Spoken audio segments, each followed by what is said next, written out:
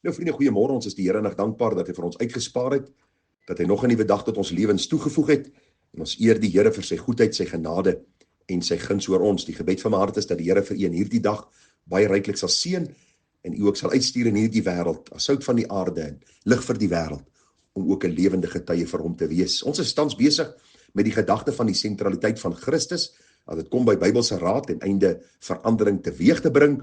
En vriende, u sal onthou, ek het vir u gister gesê dat Christus is die sentrale tema van die Bybel. In die Ou Testament is hy die beloofde Messias. In die Nuwe Testament sien ons hy's gebore in die stal in Bethlehem uit die maagd Maria. Die Bybel sê hy het 'n sondelose lewe gelei. Hy het 'n eenmalige dood gesterwe. Hy het opgestaan uit die dood. Hy het opgevaar na die hemel. En hy sê, kyk, ek kom gou en my loon is by my om elkeen te vergeld soos sy werk sal wees. En ek het vir u gesê dat Christendom nie 'n goedkoop saak is nie.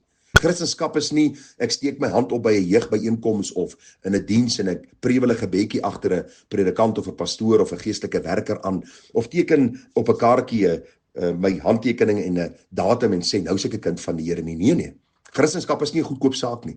Die Bybel sê as iemand in Christus is, dan is hy of sy 'n nuwe skepping. God kom maak my geestelik lewend, so ek kan nie meer dieselfde wees nie. Wil ek vir u sê, hier lê een van die grootste redes waarom mense vasgevang is in sonde, in depressie, in neerslagtigheid, en allerhande dinge wat hulle nie kan oorkom nie, omdat hulle die Here Jesus Christus nog nie ken nie. En vriende, ek wil nie veralgemeen nie, daar is mense, en ons gaan later daaroor praat, wat werklik aan die Here behoort, wat hom werklik ken, wat met sekere goed worstel, en daar is oplossings daarvoor, Bybelse oplossings, maar ek dink die wegspringplek moet reg wees.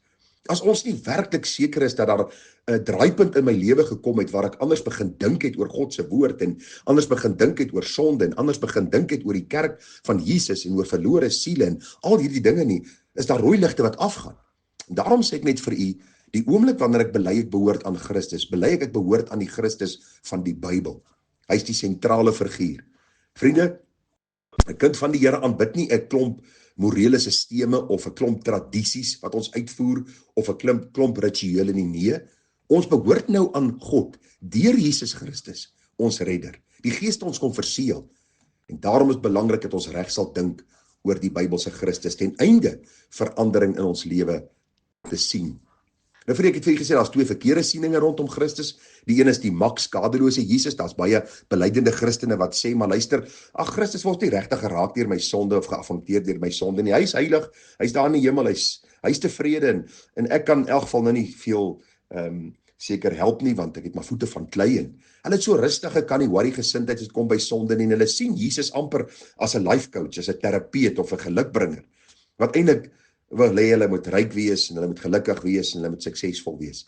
Hierdie siening is baie algemeen onder Christene in die kerk van die Here. Dis 'n verkeerde siening van Christus, wat in die ewigheid gaan teleurstel, en wat jou nie gaan help met jou probleme op aarde nie. Die ander siening, vriende, is die afwesige Jesus siening.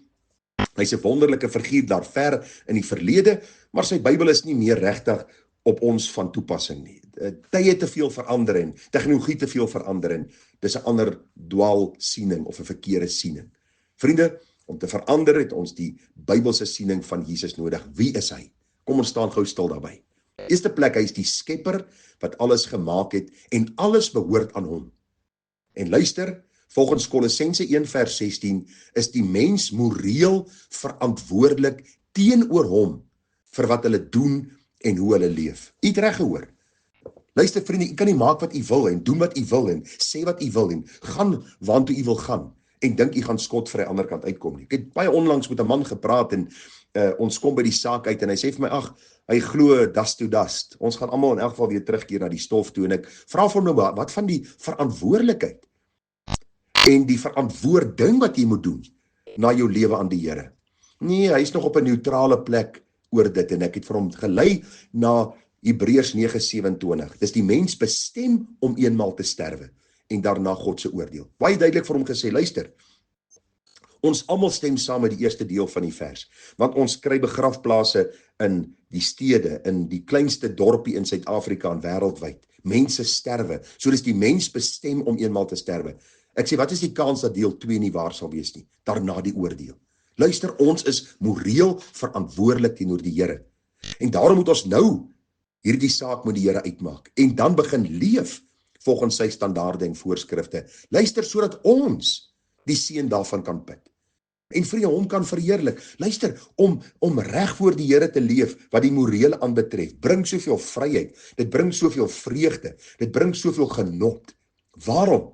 Want ek hoef nie heeltyd oor my skouer te kyk nie, want sonde bring vrees, sonde bring spanning, sonde bring hierdie wrywing, sonde bring al hierdie agterdog en hartseer. Daarom, wie is hierdie Christus? Hy is die skepper teenoor wie ek moreel verantwoordelik is. Vriende, luister, hy is nie net iemand geskaap het nie, maar hy hou alles in stand. Die feit dat jy vanmôre lewe, dat ek nog lewe, is omdat hierdie skepper God ons in stand hou. Hy is soewerein oor elke situasie en die gebeure in hierdie lewe, Kolossense 1:17. Luister, God het bepaal in watter huis jy gebore sal word. God het bepaal wie jou ouers sou wees. God het bepaal wat jou omstandighede sal wees. Ja, deur besluitneming en soos ons groter word, maak ons verkeerde besluite, maar dit alles werk in God se soewereine plan uit. En daarom kan ons hom nooit die skuld gee vir ons sonde en die gevolge van ons sonde nie.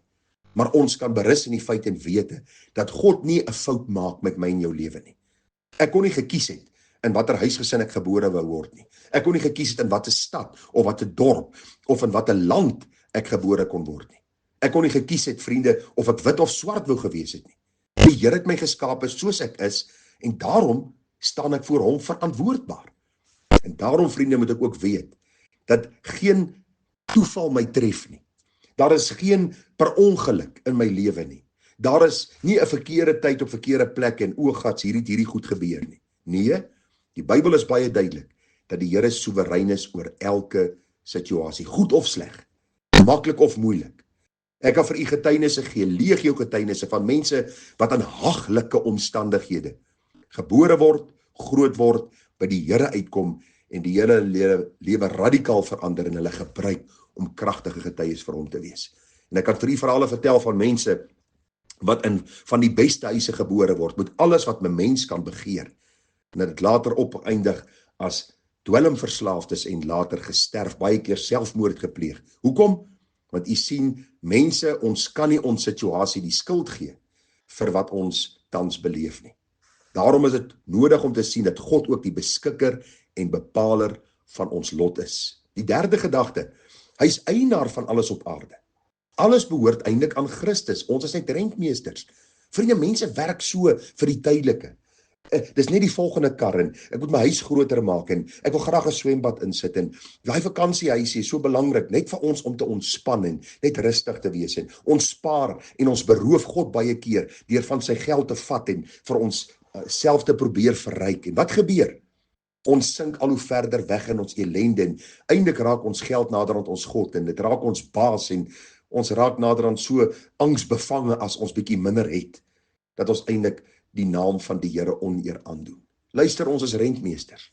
Dit wat God aan my toevertrou, moet ek wys spandeer, met hom die eerste op my prioriteitslys. En dan besef, ek bestuur hierdie dinge vir 'n tyd, en dan laat ek dit agter, en dan gaan ek eendag rekenskap gee.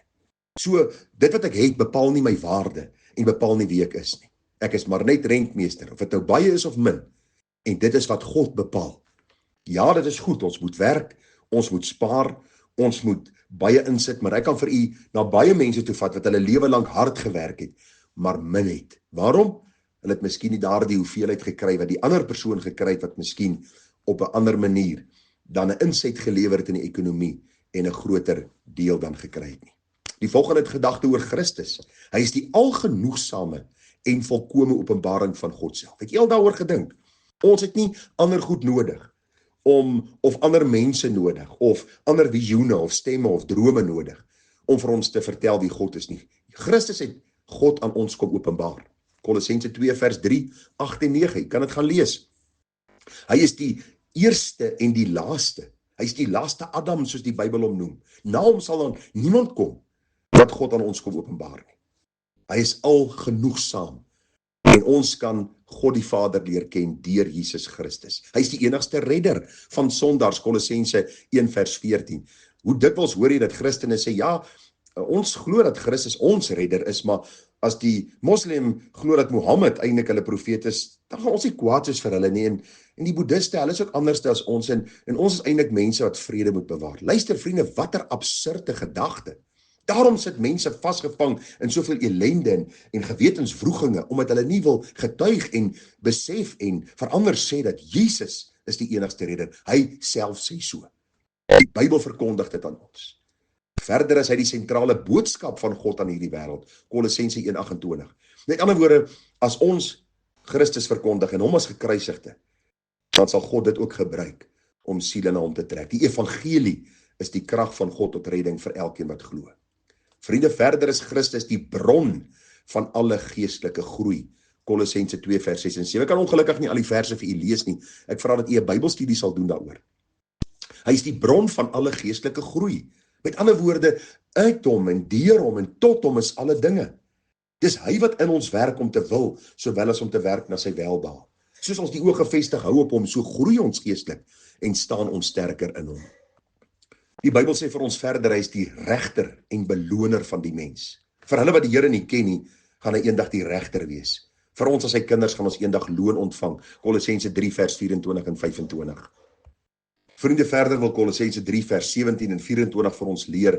Hy is Here en dit moet die primêre doel van elke kind van die Here wees en dit is om hom na te volg. Vriende, jy sien, ons moet hierdie dinge insien. Ons moet dit verstaan en ter harte neem ten einde verandering in ons lewens te sien. As ons nie die unieke en volmaakte voorbeeld het en navolg nie, sal ons wegsink in 'n moeras van menslike idees en opinies wat meer verwarring sal bring as verandering. Mense se opinies verander dikwels. Mense se idees verander gereeld. U weet dit, ek weet dit. Maar God se woord bly dieselfde. En hierdie woord getuig aangaande Christus. Die een wat gister, vandag en tot in ewigheid dieselfde is. Hierdie een wat my kom roep uit die duisternis na sy wonderbare lig.